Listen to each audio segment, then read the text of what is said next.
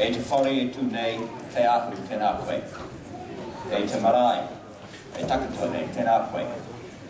E te iwi, e karanga mai nei te rarawa. Rorangatira mā, karanga mai, mihi mai, kokotau mai. Tēnei taku mihi atu ki a koutou, tēnā koutou, tēnā koutou, tēnā koutou taku. I think I can just begin by saying this. Other people have license to extemporize and give, as it were, impromptu speeches. My task is quite different. I have to read out very carefully every acknowledgement and apology this morning, and it's a deadly serious business. It doesn't allow for interpolations or smart comments, because it's important that every acknowledgement and every apology is publicly recorded this afternoon or this morning. Because this Te Rarawa has indeed been an epic journey for you, and I say this with all sincerity. It's a real honour to be here today, just as it was yesterday, but to be here today to sign this historic deed of settlement on a date which is of considerable real significance in our country's history. As you well know, on this day, 177 years ago, 4 Te Rarawa rangatira signed a whakaputanga, the Declaration of Independence, with the intent of establishing a confederacy to lead iwi into a new relationship with the Crown. 5 years later, rangatira of Te Rarawa signed Te Tiriti, first at Waitangi, then at Hokianga, and then finally here in Kaitaia. I understand not far from where we're gathered here today. The treaty was signed after considerable debate, and I believe in a spirit of hope and goodwill and good intent. Well, the reason we're here today is that the Crown has not lived up to its undertakings, the undertakings it made to Te Rarawa in 1840. For many New Zealanders, their awareness of that would have been raised, Joe, in 1975, at that seminal moment that captured a nation, when Dame Whina led the march from Te Hapua to Parliament. Shortly, I'm going to deliver the Crown acknowledgements and the apology. They accompany the longest and most detailed historical account ever included in a treaty settlement. And that reflects the dedication of you, Paul White, and of Aroha Harris, and I acknowledge your work. The historical account in this deed tells a history that every Northlander and every New Zealander should be aware of.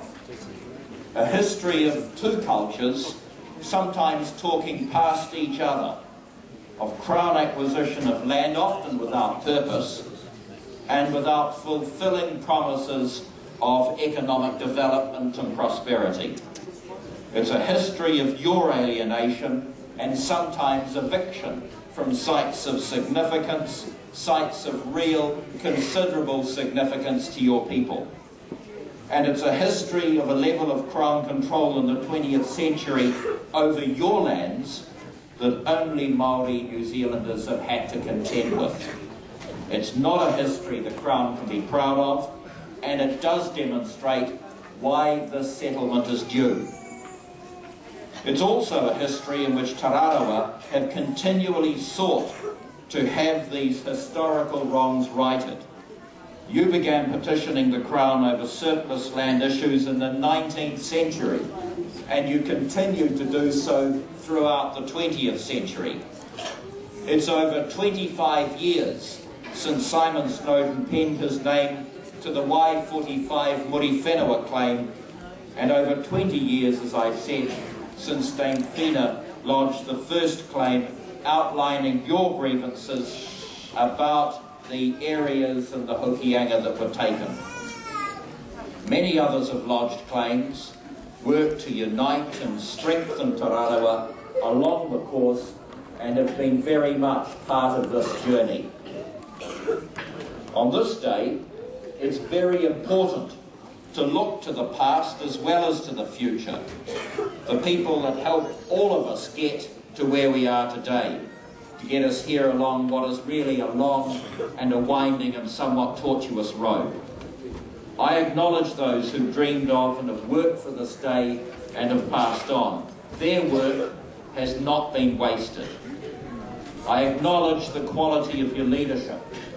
You started negotiations, as been said this morning, under the leadership of Gloria Herbert, who continually emphasised to my predecessors the importance of working together and embodying the Crown partnership by treating one another with honour and respect. I've been truly privileged to work with your negotiators, Hami Pirapi, Paul White and Malcolm Perry, under the guidance of that great Joe Cooper. Joe's often emphasised the importance of total erasure of the stigma of these treaty grievances, and I think this is a settlement package which can achieve that. It's a decade since your negotiators were elected, and they've had a decade of solid work. It has been a very, very long process. But the unwavering commitment of your team, ably led by Kevin, Bronwyn, Abe, Catherine and others, has had to push as hard as they can for the people of Te Rarawa, and the results, I believe, are admirable. They've remained steadfast to a kaupapa that's challenged the Crown to reconsider the way it works and what's achievable through a treaty settlement. I acknowledge the innovation, the perseverance and their pragmatism that they've brought to these negotiations.